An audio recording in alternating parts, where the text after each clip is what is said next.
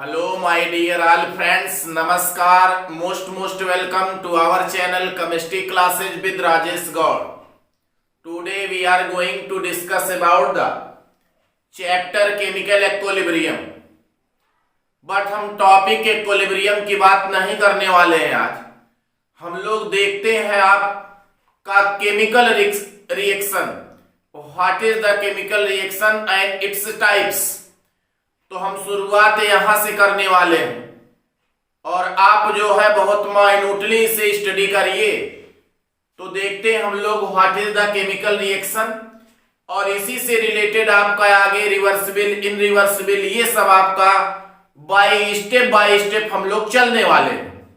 तो आप लोग बने रहिए और देखते हैं हम लोग केमिकल रिएक्शन किसे कहा जाता है.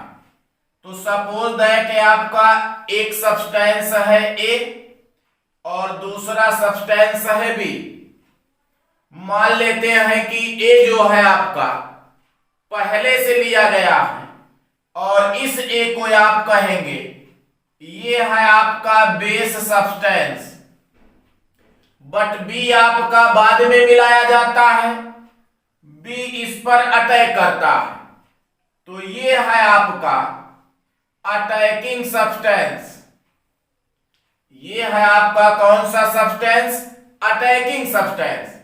अब ये इस पर अटैक करेगा. अटैक का मतलब इससे रिएक्शन करेगा. रिएक्शन का मतलब इसके बांडों को ब्रेक करेगा और जब इसके बांड इसके मिलने से ब्रेक होंगे तो बनेगा एक नया बांड. और जो नया बांड आपका बना इसे मान लेते हैं हम ये सी है. तो नया बांड वाला जो आपका सब्सटेंस बना ये आ गया है आपका सी. तो पहले बात यहां करते हैं. पहले से जो सब्सटेंस लिया गया है ये बेस सब्सटेंस है. जो आपका अटैक किया ये अटैकिंग सब्सटेंस है या इसे कहा जाता है ये है आपका reagent. Attacking substance on the base substance is called reagent. अब आगे हम लोग देखेंगे न्यूक्लियोफिलिक रिएजेंट, इलेक्ट्रोफिलिक रिएजेंट. तो वो आपका टाइप्स होगा. बट यहां जो है attacking substance on the base substance is called reagent and combined form of reagent and base substance is called आपका रिएक्टेंट. इन दोनों को मिला करके एक नाम रखा गया आपका क्या है? रिएक्टेंट है. तो ये बेस और अटैकिंग सब्सटेंस को कंबाइन करके नाम बनाया गया. ये रिएक्टेंट है और ये आपका बी जो है रिएजेंट है. अब इसके बांड को ब्रेक करेगा, नए बांड का फॉर्मेशन होगा, नया सब्सटेंस बनेगा और इस नए सब्सटेंस का नाम आप लिख लेंगे क्या है? प्रोडक्ट है. तो formation of product by reactant is called chemical reaction. Formation of product by reaction of reactant known as आपका केमिकल रिएक्शन. या आप कह सकते हैं symbolic representation of any chemical changing. Symbolic representation of any chemical change in term of reactants and products is called chemical reaction. हम इन रिएक्टेंटों को और product के बनने को जिन सिंबॉलिक संकेतों के द्वारा, जिन संकेतों सूत्रों के द्वारा रिप्रेजेंट करते हैं वो कहलाता है आपका केमिकल रिएक्शन. सबसे बड़ी बात है अगर two are more than two substance है, two are more than two reactant है तो इनमें होगा केमिकल रिएक्शन. और यदि एक ही सब्सटेंस है और ये एक सब्सटेंस डिकम्पोज होकर के आपका प्रोडक्ट बनाए तो इसे आप कहेंगे रिएक्शन. तो एक सब्सटेंस रिएक्शन के द्वारा ब्रेक होकर के प्रोडक्ट का फॉर्मेशन करता है. But two are more than two reactant with chemical reaction के द्वारा जो है बनाते हैं प्रोडक्ट. तो इस प्रकार आपका रिएक्टेंट से बन जाता है प्रोडक्ट और इसे कहा जाता है आपका, ये क्या है, केमिकल रिएक्शन है। तो ये है आपका meaning and definitions of chemical reactions. इसके बाद जो है हम बात टाइप्स की करते हैं कि केमिकल रिएक्शन के कितने टाइप हैं, एक एक करके इसको हम लोग देखते हैं। तो बात करते हैं हम लोग टाइप्स ऑफ केमिकल रिएक्शन की। तो ये अगला आपका मिल गया heading, types of chemical reaction. Types of chemical reaction में पहला टाइप हम देख लेते हैं, on the basis of physical state. Physical state के बेस पर ये केमिकल रिएक्शन कितने टाइप के हैं। तो on the basis of physical state, two type of chemical reactions. इसमें आपका फर्स्ट है होमोजीनियस। फर्स्ट टाइप में आपको क्या मिल गया, होमोजीनियस रिएक्शंस। होमोजीनियस मीन्स जैसे आपने लिख लिया N2 प्लस H2 और इज इक्वल टू आपका 2NH3। तो ये हमारा रहा एक reaction, nitrogen gas, hydrogen gas, ammonia भी गैस। इसमें इधर वाला पार्ट आपका कहलाया रिएक्टेंट और इसके रिएक्शन के बाद जो बना इसे कहा गया है आपका प्रोडक्ट। ऑल रिएक्टेंट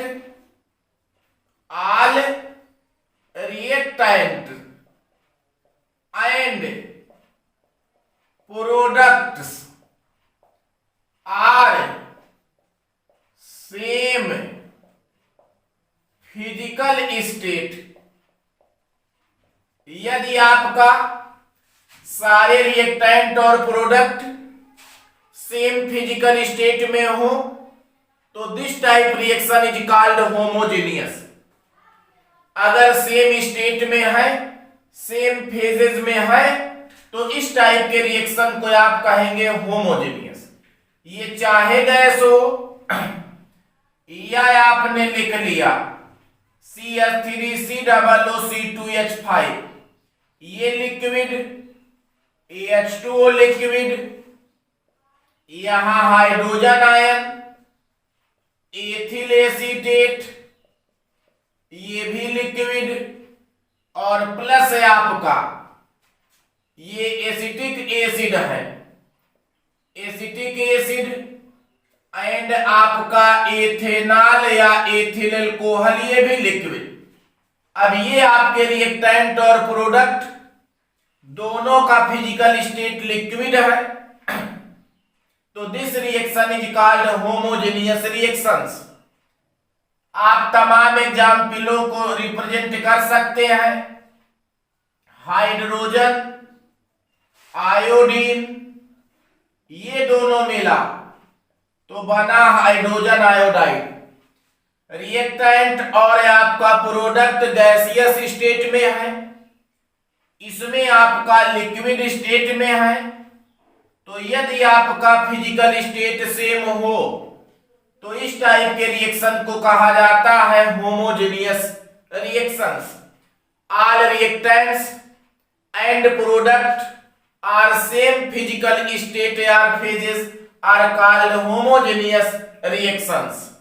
बट इसे जो है आप बदल दीजिए, इसमें होमो मीन्स ही आपका सेम है, वर्ड जो होमो बनाया गया ये आपका होमो मीन्स सेम है, तो सेम फिजिकल स्टेट में होंगे तो होमोजीनियस है। सेकेंड है आपका बी कर लेते हैं हेटेरोजेनियस। हेटेरो मीन्स असमान, यह आपका विषम होता है। All reactant are and product are same नहीं, different physical phases, different physical state, more than two are, इससे भी ज्यादा आपके स्टेट होंगे, फिजिकल स्टेट होंगे। जैसे जो है ये है आपका कैल्शियम कार्बोनेट, ये आपका रहा सॉलिड, इसको हीट कर दिया कैल्शियम ऑक्साइड और ये आपका बन गया कार्बन डाइऑक्साइड गैस। तो ये हो गया आपका गैस और ये दोनों है आपके सॉलिड। ये 800 से 900 टेम्परेचर पर हीट किया जाता है। तो ये हो गया आपका क्या, हेटेरोजेनियस रिएक्शन। तो यदि आपके रिएक्टेंट और प्रोडक्ट के फिजिकल स्टेट सेम ना हो तो इसे कहा जाता है आपका हेटेरोजेनियस रिएक्शंस।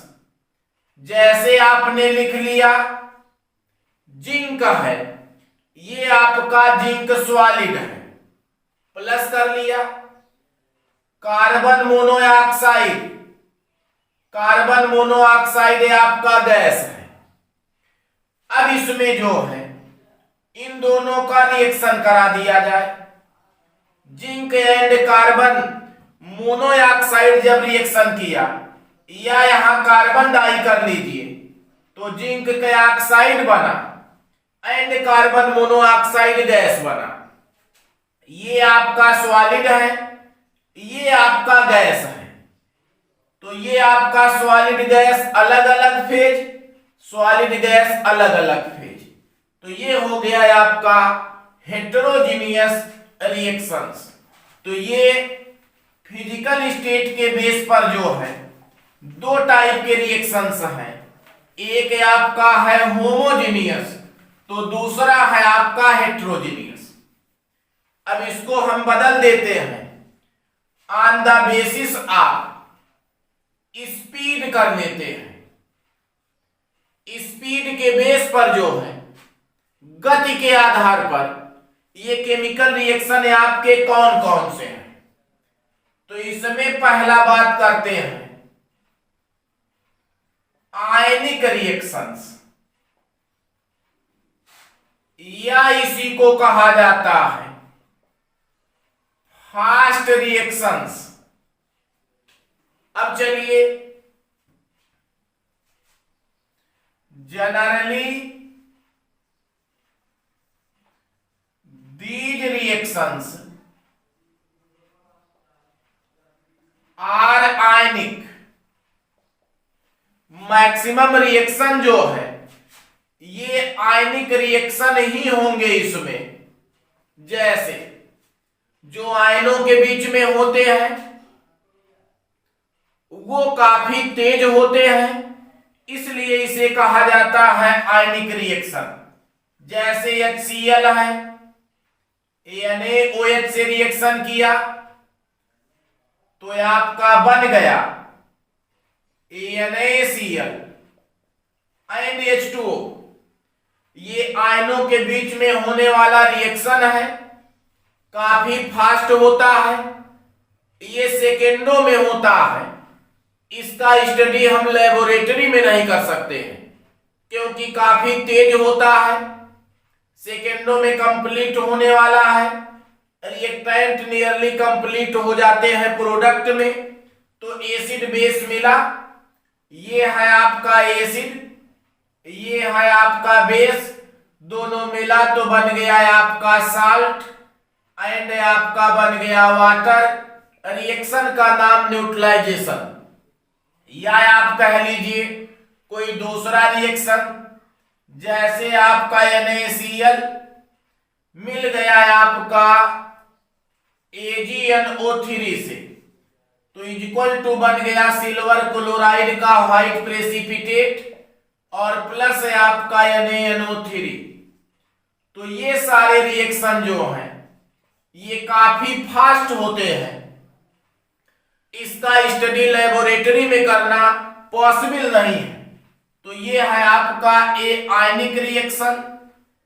बात हम बी की कर लेते हैं, जिसे कहा जाता है आपका मॉलिक्यूलर रिएक्शन, या मॉलिक्यूलर रिएक्शन को कहा जाता है सोलो रिएक्शन। तो ये मॉलिक्यूल्स में पाए जाते हैं, जैसे आपका H2 और I2 इज इक्वल टू आपका 2HI। ये आपका हो गया मॉलिक्यूलर रिएक्शन। आपने लिख लिया PCl5, ये डिकम्पोज हो रहा है PCl3 एंड Cl2 गैस में।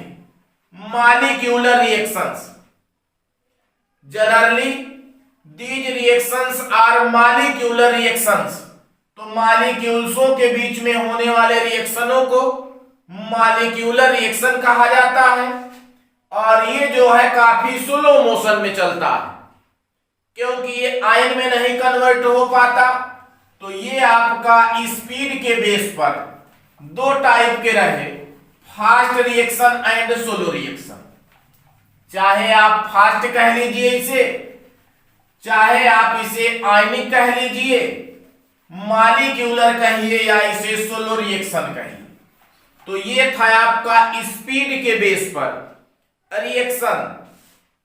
यहां हम लिख लेते हैं ऑन द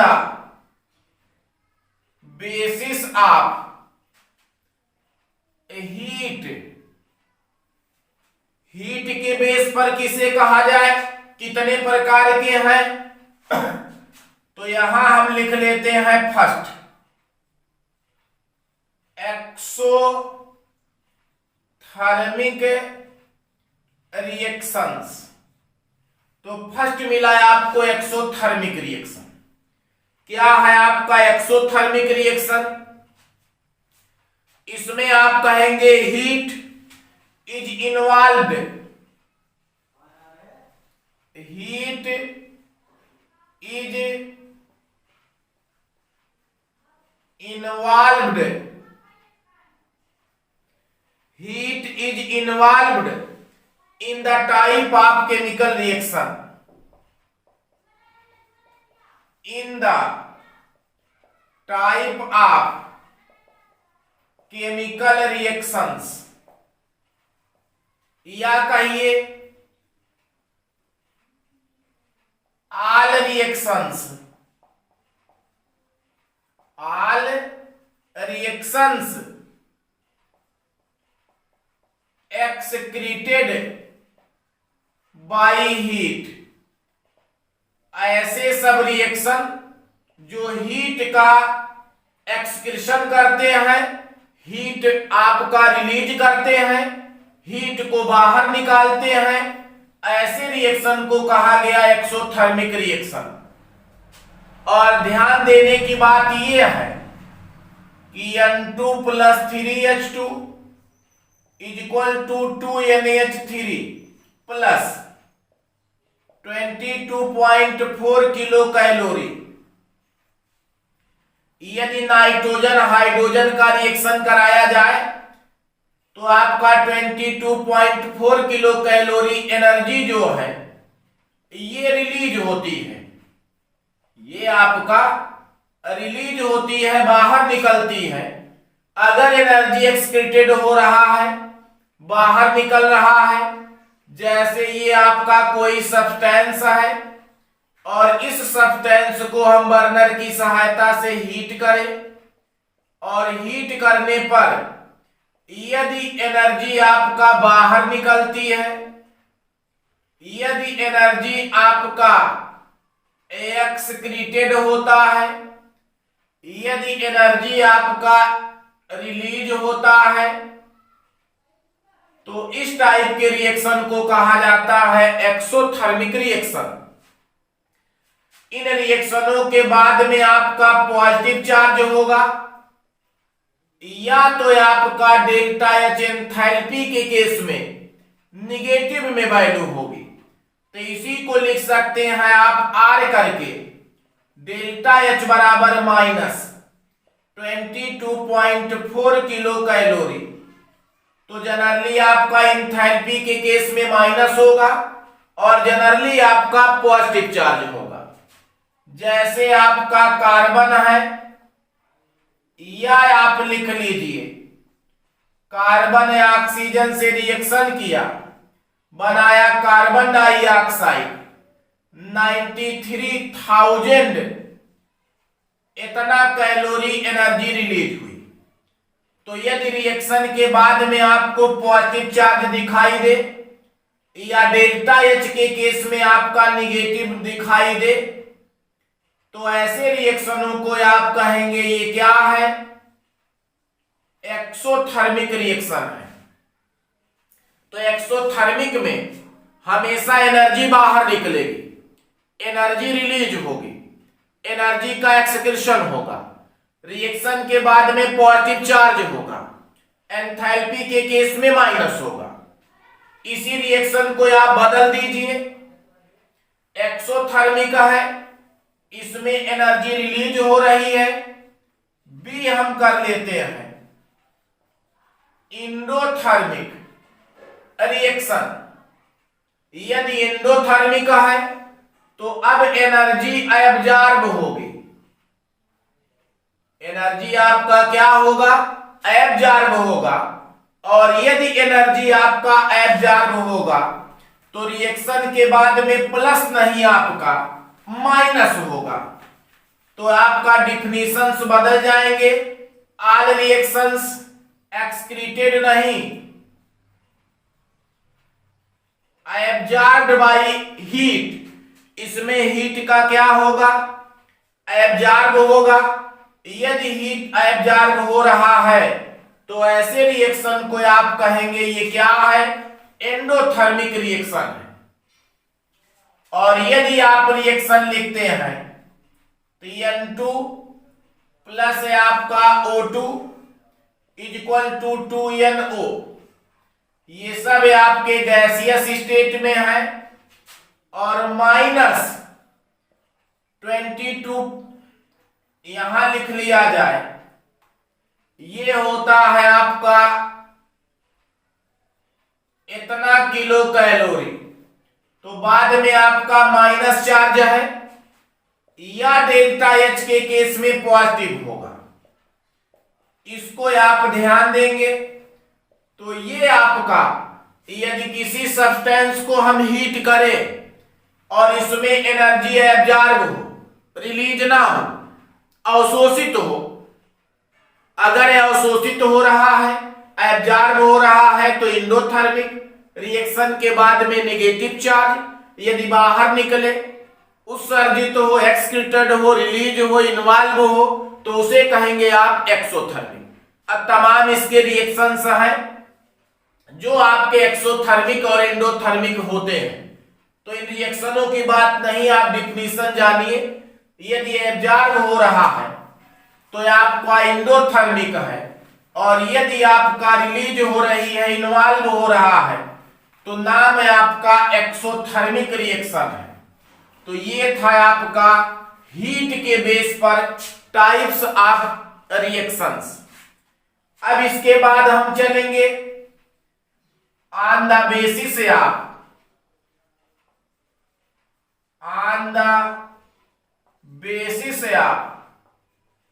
डायरेक्शन। बात करेंगे हम डायरेक्शन के बेस पर रिएक्शन के टाइप्स की। तो रिएक्शन जो है डायरेक्शन के बेस पर टू टाइप्स के, तो काफी टाइप्स देख रहे हैं हम लोग on the basis of direction. इसको देखेंगे हम लोग अगले वीडियो में, क्योंकि ये वीडियो काफी बड़ा हो रहा है।